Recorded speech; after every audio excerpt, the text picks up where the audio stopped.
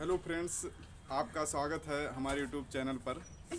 आज हम बहुपद के बारे में पढ़ने वाले हैं। बहुपद यानी पॉलिनोमियल्स। ठीक है, देखते हैं।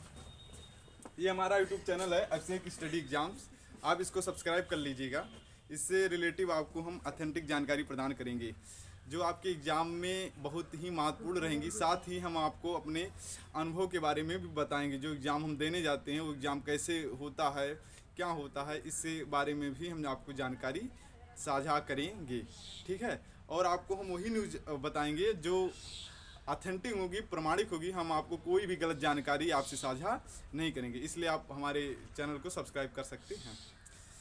चलिए, हम आज क्लास 9th का सेकंड चैप्टर बहुपद पढ़ने वाले हैं कि बहुपद किसे कहते हैं, क्या होता है, इनके सवाल को हम कैसे हल कर सकते हैं। इन सब चीज़ों का हम अध्ययन करेंगे। देखते हैं।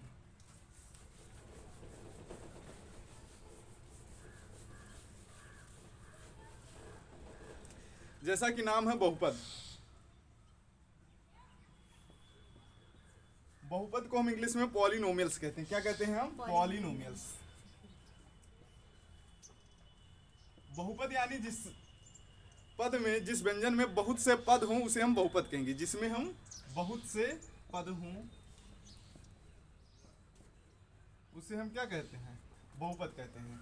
बहुपद, देखिए पहली बात हम जानते हैं संख्याएं दो प्रकार की होती हैं, मान, वैल्यू। एक होती है कांस्टेंट वैल्यू और एक होती है वेरिएबल। एक क्या होती है? वेरिएबल। कांस्टेंट वैल्यू उसे कहते हैं जिसका मान स्थिर होता है। देखिए वैल्यू, कांस्टेंट वैल्यू उसे कहते हैं जिसका मान स्थिर होता है। जैसे कि 1 2 3 कोई भी नंबर लेते हैं, इसको हम कांस्टेंट वैल्यू कहते हैं।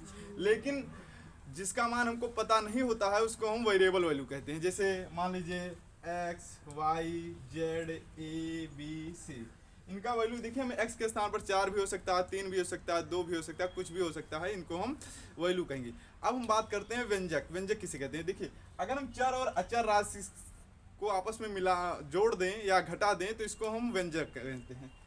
जैसे x + 4 = 0 या 2x + 3y = 12, इनको हम क्या कहते हैं? व्यंजन कहते हैं। अच्छा, व्यंजन जो होते हैं ये आपस में प्लस या माइनस चिन्ह से पृथक होते हैं, तो इसी को हम पद कहते हैं। देखते हैं हम पहले में, इसमें एक पद, दो पद है, इसीलिए एक से ज़्यादा पद है, इसीलिए हम इसको बहुपद यानी पॉलिनोमियल कहेंगे। इसमें देखिए 2x + 3y = 12 है, तो इसमें 1 2 3 पद है, तो इसको हम बहुपद कहेंगे। जिसमें एक से अधिक पद हों उसे हम बहुपद कहते हैं। अब हम आगे देखते हैं बहुपद का मानक रूप।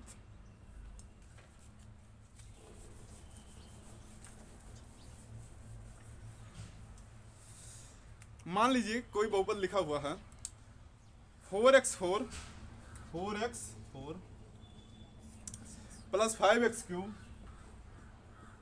+ 2x5 2x² + 3x - 8, इसे ही बहुपद का मानक रूप कहेंगे। अर्थात हमेशा घात जो है या तो आरोही क्रम में हो या अवरोही क्रम में, घटते क्रम में हो या बढ़ते क्रम में हो। कभी भी आप इसको ऐसा नहीं लिख सकते जैसे कि 5x³ है, फिर 4x4 आ जाए, फिर 2x² आ जाए, फिर -8 आ जाए, फिर +3x आ जाए। आप ऐसे बहुपद कभी भी नहीं लिख सकते, ये आपका गलत बहुपद माना जाएगा। बहुपद हमेशा उसकी जो घात होती है वो हमेशा असेंडिंग ऑर्डर या डिसेंडिंग ऑर्डर में ही रहनी चाहिए, नहीं तो वो गलत माना जाएगा। जैसे यहाँ पर देखिए कौन से ऑर्डर में? डिसेंडिंग ऑर्डर में। देखिए यहाँ पर पहले 4 है घात, फिर 3 है, फिर 2 है, फिर 1 है, फिर कुछ भी नहीं घात है इसकी। अच्छा, घात हमेशा आप याद रखिए कि वेरिएबल वैल्यू की इसमें होती है, कांस्टेंट वैल्यू की घात इसमें नहीं मानी जाती है। यानी अर्थात 8 की घात नहीं कभी भी लगेगी। घात हमेशा लगेगी या तो x की लगेगी, या इसके स्थान पर y है, या a है, या b है, इन सब की ही घात हमेशा लगती है। इसको हम ऐसे भी लिख सकते हैं, 8 आगे कर दें, फिर 3x, फिर स्क्वायर, फिर क्यूब की, फिर 4। तो ये आपका बहुपद का मानक रूप हो गया। ठीक है, बहुपद का मानक रूप असेंडिंग या डिसेंडिंग ऑर्डर में लिखा जाएगा, कभी भी इसके अलावा अन्य कोई भी मानक में नहीं लिखा जाएगा। अब हम बात करते हैं बहुपद का वर्गीकरण। ठीक है, देखते हैं आगे।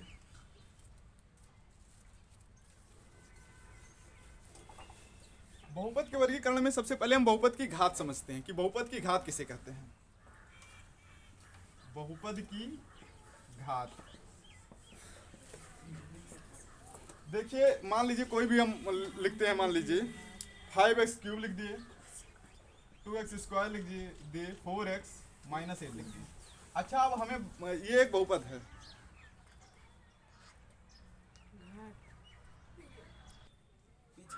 अब हम बहुपद की घात देखने वाले हैं, ठीक है। तो देखिए बहुपद की घात लिखा है 5x³ + 2x² + 4x -8 है।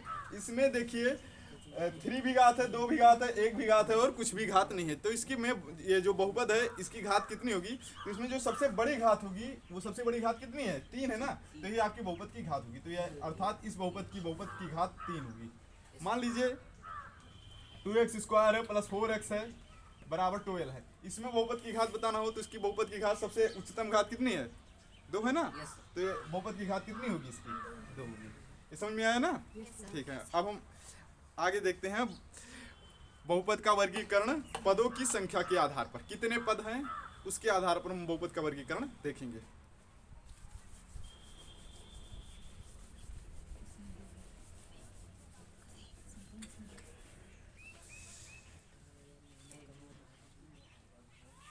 बहुपदों का वर्गीकरण किसके आधार पर, पदों की संख्या के आधार पर। किसके आधार पर, पदों की संख्या के आधार पर।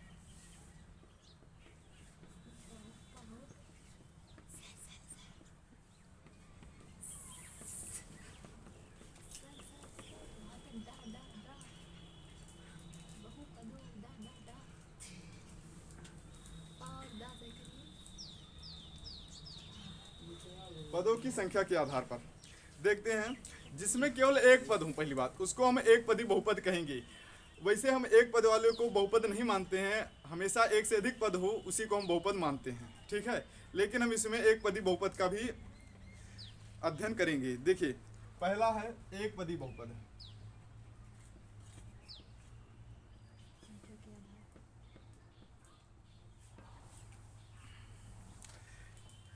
तो एक पदी बहुपद उसे कहते हैं जिसमें पदों की संख्या केवल एक हो, उसे हम एक पदी बहुपद कहते हैं। जैसे 7x, इसमें कितने पद हैं, एक पद है ना। 4x², ये क्या है, एक पदी बहुपद है। या -1, ये क्या है, एक पदी बहुपद है, ठीक है। अब हम बात करते हैं नंबर सेकंड पर द्विपदी बहुपद की। द्विपदी बहुपद, तो वे बहुपद जिसमें पदों की संख्या केवल 2 हो उसे हम दो पदी बहुपद कहते हैं। जैसे 3x + 4, इसमें कितने पद हैं, 2।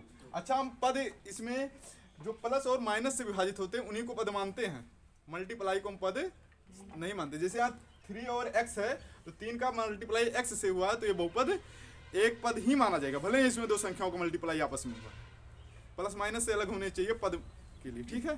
देखिए आगे देखते हैं, जैसे u² - 1 है तो ये क्या है, एक पदी बहुपद है।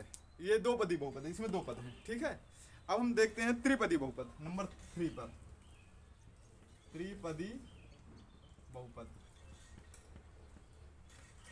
तो वे बहुपद जिसमें 3 पद हों उन्हें हम त्रिपदी बहुपद कहते हैं। जैसे x² + 4x + 5, इसमें कितने पद हैं, 3 पद, इसलिए इसको 1, 2 और 3, इसलिए हम इसको क्या कहेंगे, त्रिपदी बहुपद कहेंगे। आगे हम देखते हैं चर के घात के आधार पर बहुपदों का वर्गीकरण।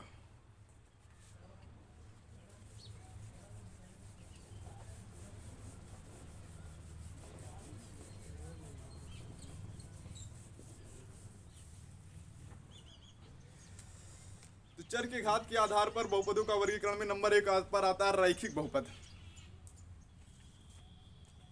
नंबर 1 पर कौन है, रैखिक बहुपद। तो इसमें वे बहुपद जिनकी घात 1 हो, जिनकी घात कितनी हो, 1 हो, उसे हम रैखिक बहुपद कहते हैं।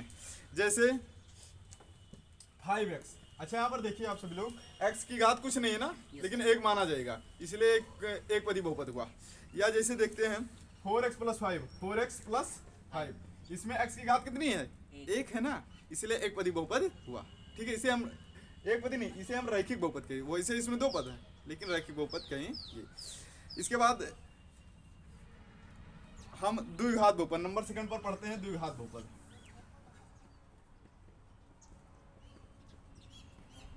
तो वे बहुपद जिसमें अधिकतम घात कितनी हो, दो हो। अधिकतम घात कितनी हो, दो हो।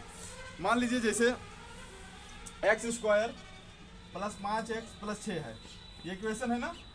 और इसमें देखिए x की घात अधिकतम कितनी है, दो। यहाँ पर एक घात भी है, तो ये रैखिक नहीं हुआ। अधिकतम घात देखिए, अधिकतम घात दो है ना, इसलिए द्विघात बहुपद हुआ। अधिकतम घात कितनी है, दो है, इसलिए कैसा बहुपद हुआ, द्विघात बहुपद हुआ। ठीक है, इसके आगे देखिए दूसरा example, x square plus 3x plus 7। इसमें यह भी एक त्रिपदी बहुपद है। कैसा पदी बहुपद है, त्रिपदी। कितने पद हैं, तीन पद है ना, लेकिन अधिकतम घात कितनी है इसकी, दो है ना, तो इसलिए ये भी द्विघात बहुपद हुआ। अब हम पढ़ते हैं नंबर तीसरे पर आता है त्रिघात बहुपद, त्रिघाती बहुपद। नंबर 3 पर कौन बहुपद, त्रिघाती बहुपद। अच्छा, त्रिघाती बहुपद में क्या होगा, अधिकतम घात कितनी होगी, तीन होगी। अधिकतम घात किसे कहते हैं, जो सबसे उच्च घात होती है वेरिएबल वैल्यू पर, उसे ही अधिकतम घात माना जाता है। तो उसके आधार पर त्रिघात बहुपद में अधिकतम घात कितनी होगी, तीन होगी। ठीक है, जैसे 4x cube plus 3x square plus 2, इसमें अधिकतम घात तो तीन है ना। देखिए यहाँ पर हम 2 ना मान करके 2x मान लेते हैं, इधर 4 लिख देते हैं। यहाँ पर देखिए घात 1 भी है, घात 2 भी है, घात 3 भी है, लेकिन अधिकतम घात कितनी है, तीन है ना, इसीलिए इसे हम क्या कहेंगे, त्रिघात बहुपद कहेंगे।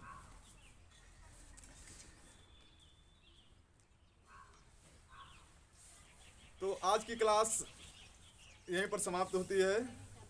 आगे हम अगली क्लास में बहुपद से रिलेटिव एक्सरसाइज हल करेंगे।